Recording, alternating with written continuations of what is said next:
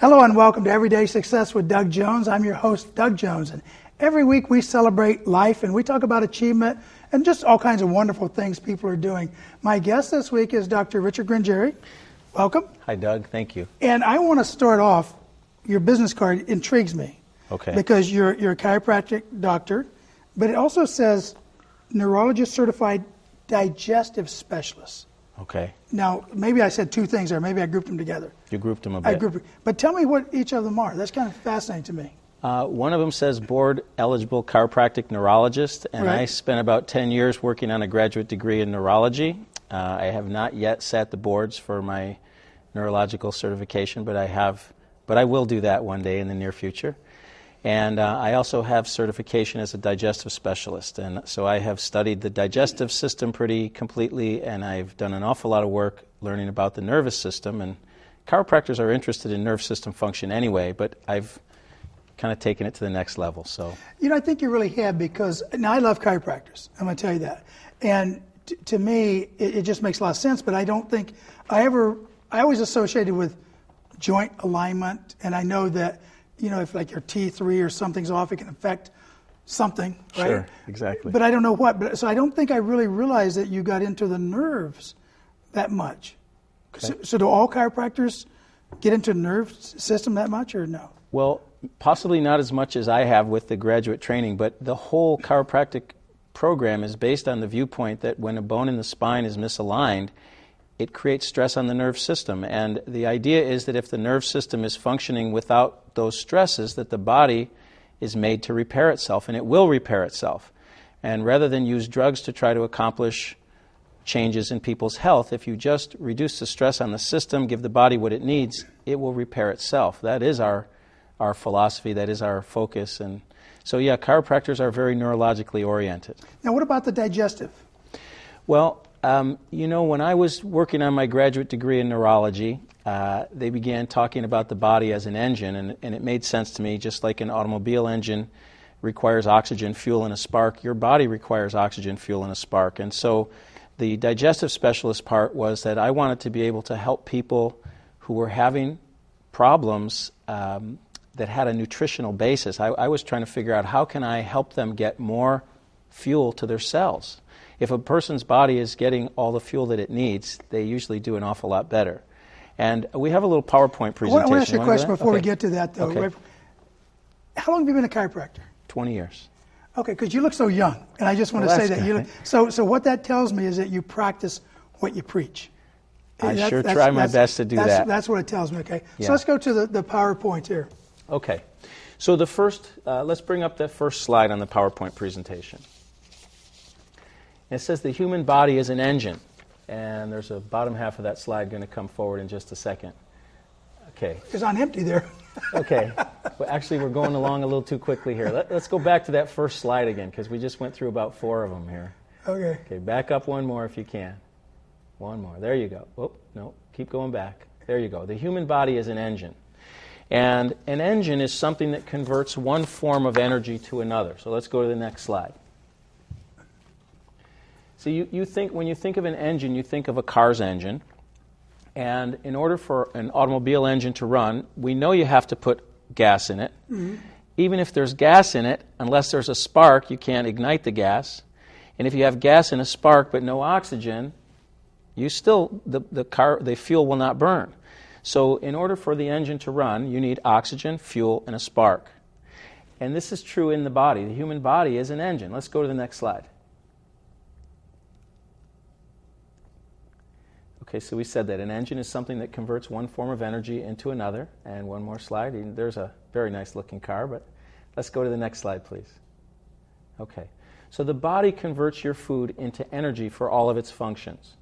And the next part of the slide that's coming up ought to show someone who's eating their food. That's the fuel. And a little bit more on that slide, please. Yeah. And that fuel is what allows you to run and jump and do all the things that you want to do. Bottom line is, when something goes wrong in the body, instead of looking for some basic outpoints, many times I think in healthcare we look for very complicated solutions to things.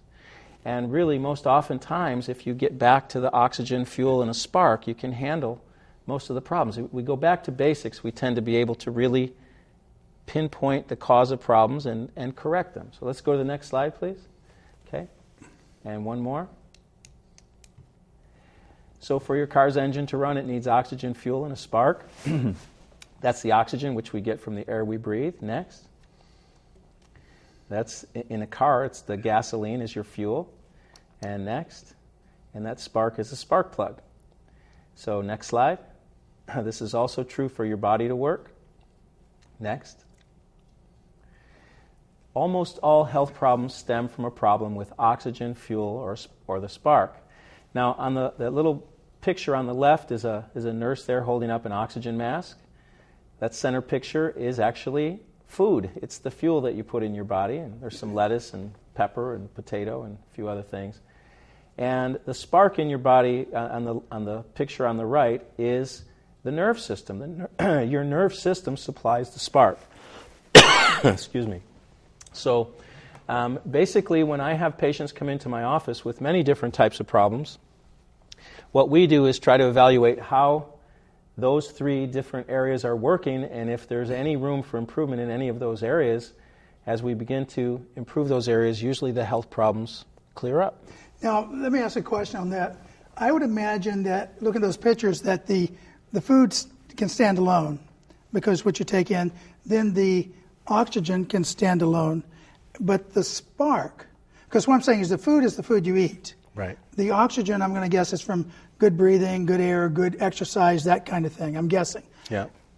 Where's the spark come from? Because it seems like, to me, the food, the oxygen create the spark. Probably wrong. Well, the spark is mostly, the electrical changes in your body are mostly controlled. Your nerve system is an electrical system. And it's interesting because we learn in second grade that if anything's wrong with the body, basically everything in the body is controlled by the nerve system. I mean, they teach you about your brain and nerve system and how it controls everything. And then when people start not feeling so well, most of the time when they go to the doctor and have a thorough evaluation, the nerve system, to me, would be the thing that would be checked first. And often it's omitted. So your nerve system does supply the spark. It is the electrical activation in the body. It is the electrical activation system. Kind of interesting, toward the end of the 5th decade of life, between 45 and 50, the nerve system slows down quite a bit. Well, I'm getting to the next one. Let's talk about the 6th decade of life. Okay. we can get there. But or am I too far gone? Well, I don't know. There's room for improvement, though. Okay. But between age 45 and 50, most people's systems slow down. Now, this is the age at which a lot of women go through menopause. A lot of other health conditions seem to really take root right around that time period. And so we find that if we can increase the function of that system, many times we can turn health problems around pretty quickly and pretty easily. Okay. I want to go to the next level. Okay. You're working on diabetes. Yes. So how, usually people, when they think of diabetes, they think of insulin shots, they think of, blood sugars out of control. Right. And they've got to watch what they eat, and they've got to watch their exercise, and they've got to take their blood sugar. And they always associate this with a medical doctor with a blood chemistry. Yes. How are you dealing with that? Well, that's a good question. And we should just go right back to the same thing we were just talking about, oxygen, fuel, and a spark, right? If you took a car that had a full tank of gas and you went out to start it and it wouldn't start, let's say the spark plugs were okay, the carburetor was working, and the car wouldn't start, well, you've got a full tank of gas, but it isn't getting into the carburetor, so possibly the fuel pumps out or something along those lines. That's exactly what's going on with a diabetic. They chew their food up, the food goes into the bloodstream, the glucose goes into the bloodstream, but the cells don't use it very well. It's like having a full tank of gas, but the cells can't use the fuel. So we work with patients to help them utilize their fuel better. It's not any more difficult than that. I do a digestive workup on a patient to find out what foods they're able to break down and what they're not breaking down so well. We find out how their absorption is. We do lab testing for this. We do a physical exam. We actually ask them. I actually find that the best doctor for a patient is the patient themselves in many ways. So I get an awful lot of information from the patient about how different parts of their body and different parts of the digestive system are working before I ever do an exam and before we do any lab tests.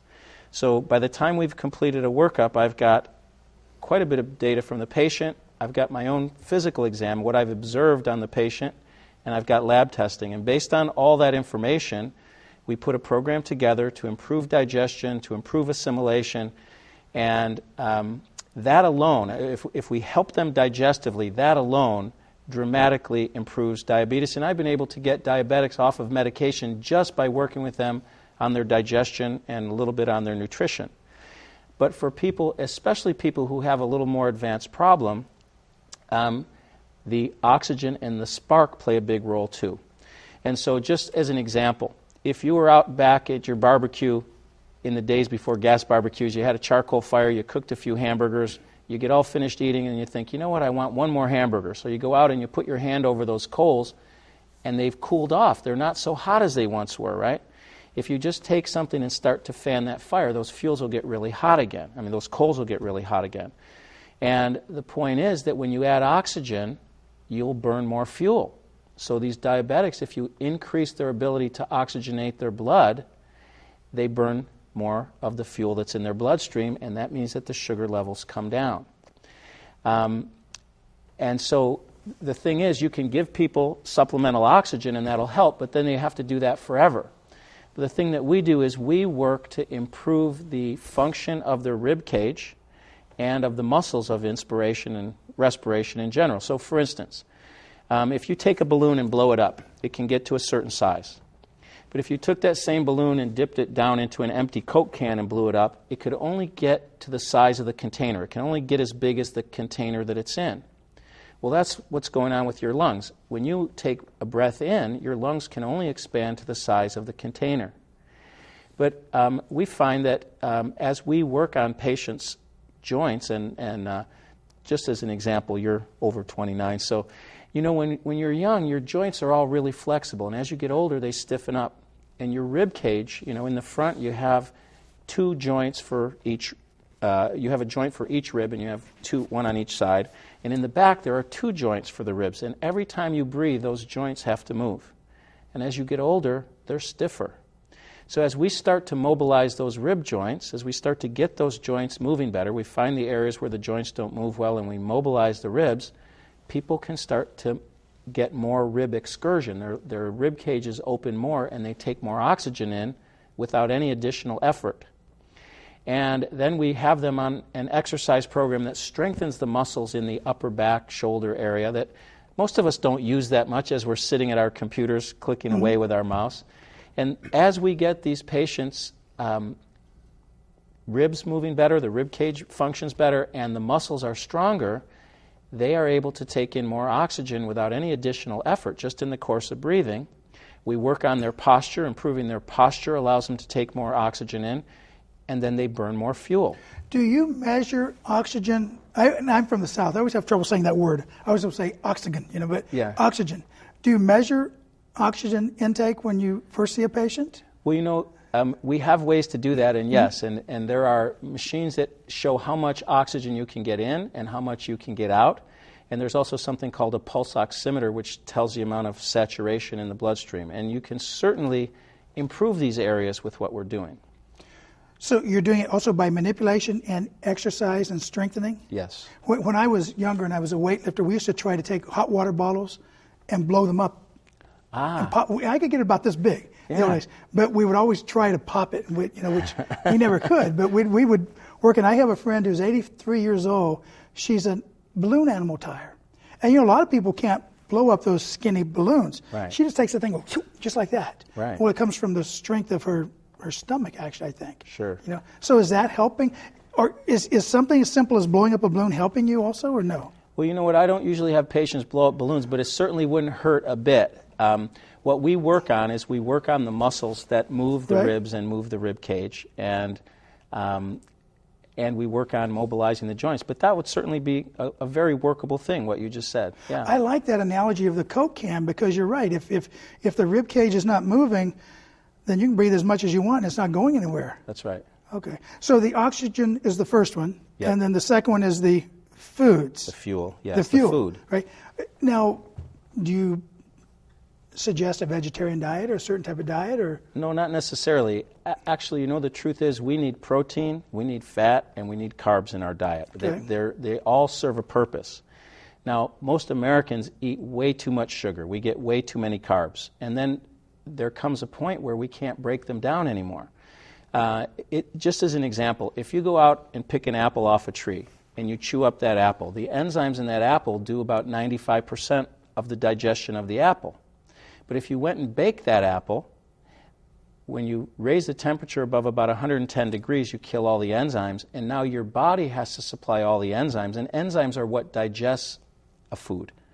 So because we in America eat so much cooked food, we're enzyme deficient, dramatically enzyme deficient. So the older we get, the less and less we're able to digest our food. And this is the basic problem. This is a major problem with diabetics. They can't supply enough enzymes to break their food down. now I shouldn't say this, but I'm going to say it anyway. I don't like to go to medical doctors. Okay. And I'll tell you why. Because I talk to somebody like you, and I talk to my acupressurist, and my acupressurist is big into sweet potatoes, purple sweet potatoes, and vegetable juices and that type of thing. And then if I go to a medical doctor, if I had the same issue, they always want to give me a pill. They always want to. Basically, they're saying, keep the same bad habits you've got, but take this pill. Right. Whereas you're saying, wait a minute, we got to change the fuel you're putting in the car. That's right. That's what you're saying. Right. Okay. So do you recommend a certain diet, or a certain way, or how do you do it? Well, I don't recommend one diet for everyone. I recommend a diet based on what my digestive workup shows. For instance, if a person's not digesting sugars very well, and with diabetics you think, oh, it's sugar. But a lot of diabetics can't break down protein, and I think it's as often fats as sugars that they're having trouble with.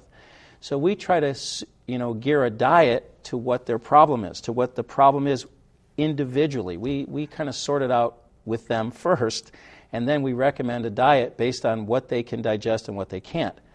I also give patients pills. It's just that my pills are supplements. They're whole foods. They're enzyme supplements. They're whole food supplements because your body was made to digest food. So we're going to put the right food in your body. See, people usually get too much of something or not enough of something. So the things they're getting too much of, we try to help them curb that a little bit. And the things they're not getting enough of, we try to supply that in supplements and work. See, I do tell people that it's very hard to change diet. Just like if you try to get someone to stop smoking, smoking is a habit. Try to quit a habit. It's very hard to do. So we take very small steps. We have them change their diet a little at a time. So we supply the foods they need in supplement form, and we have them gradually work toward the optimal diet for themselves and help them find the optimal diet for themselves. Now, I was fascinated by what you said about the apple. You said that an apple, 95% of the enzymes that break down that digest the apple are in the apple. Right, 95% of the digestion is taking place by what's in the apple. So if an apple falls off a tree and you get a flat spot on it, about an hour later it'll be a brown spot, won't it? Well, that brown spot is because those enzymes are breaking things down in there. They're actually digesting that part of the apple. And yes, the enzymes digest the apple, exactly right. And then, so when it's cooked above a certain temperature, that kills enzymes? Right. If you take a piece of rice and plant it in the ground, you'll get a rice plant. But if you cook that rice for a few minutes, heat it up, then put it in the ground, it won't grow. Okay, so we need enzymes. We absolutely need enzymes. And the apple example, most of the enzymes are in the raw foods. That's right. They're not in our stomachs.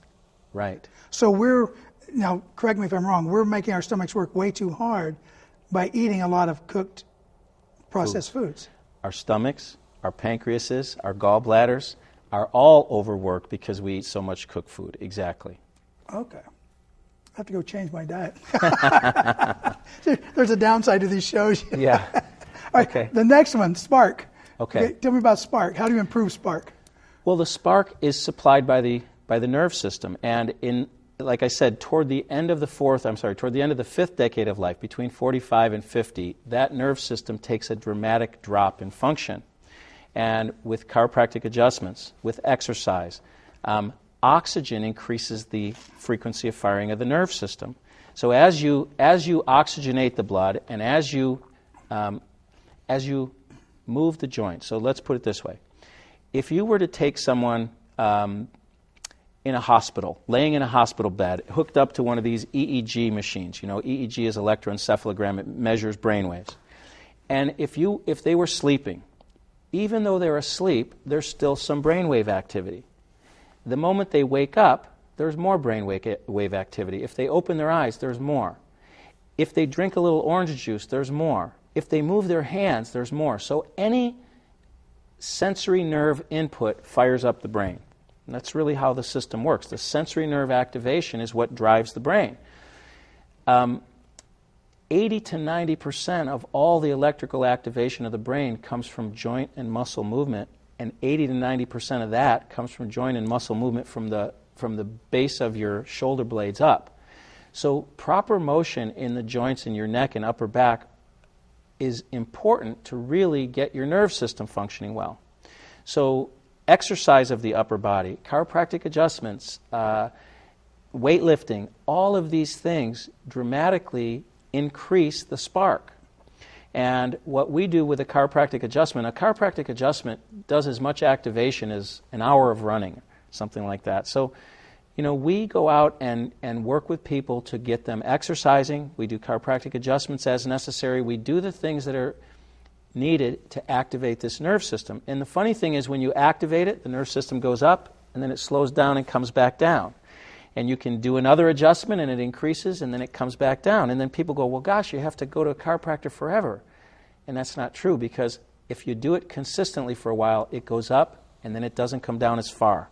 And after a while, it keeps going up higher and higher, and you can actually raise the level of function of the nerve system with chiropractic care, with chiropractic adjustments, with exercise, and with oxygen. So all those things raise the level of function of the nerve system. Okay, so what's the older person to do, the person 60 and beyond? Well, you know, just like I was saying earlier about a habit, a lot of people who are in their 60s have gotten kind of sluggish. They don't do an awful lot. Now, that's not, in Silicon Valley, there are people who are way more active in their 60s and 70s than some people in their 30s and 40s. But an awful lot of people in their 60s have gotten a little bit lethargic. They've slowed down a little. They're not quite as active. And so we work with them on a gradient, on a gradual basis to build up their endurance. You know, if you can improve fuel delivery, they start to feel better and have more energy. They start exercising a little more. You increase the spark, they start to exercise a little more. You increase the oxygen, they start to feel better, have more energy, and they become more active themselves. And so a little bit at a time, you can help a person really improve their overall health level and fitness level. I would imagine a person in pain is going to want to do less exercise than a person who's not in pain. True. Now that brings me to arthritis. Mm-hmm. Do you deal with arthritics a bit, or Absolutely. Okay, and what? Absolutely. Let me just say something about pain. Like I said, at around 45 to 50, the nerve system slows down. The more active your nerve system, the more the body sort of inhibits pain. You just don't perceive as much pain. And so when people are really active, they tend not to have as much pain. When people start having pain, they tend to sit down and slow down and not be too active, hoping it'll go away. And actually, over time, it tends to get worse. Chiropractic treatment actually helps that. Oxygen therapy helps that because it activates the system. And there's a tremendous amount that can be done with nutrition. Arthritis, the word itis on the end of anything means inflammation. Arthro means joint. Arthritis is inflammation of a joint or inflammation of joints. A great deal of inflammation begins with indigestion. So if you can improve someone's digestion, we're going back to what we were talking about earlier, you can improve someone's digestion, you can inhibit or reduce their pain. You can increase their energy. It has them feel like being more active. As they become a little more active, the increased nerve system activity tends to suppress pain. Now, this is really good too because it's just the opposite with a drug. What a drug does is, like an aspirin or something, it blocks nerve system function, and the less active the nerve system, the more your body will tend to have pain. So you take the drug and it gives you some temporary pain relief, but it tends to set you up for more pain rather than less. It puts you in a situation where your health is actually in a downward spiral.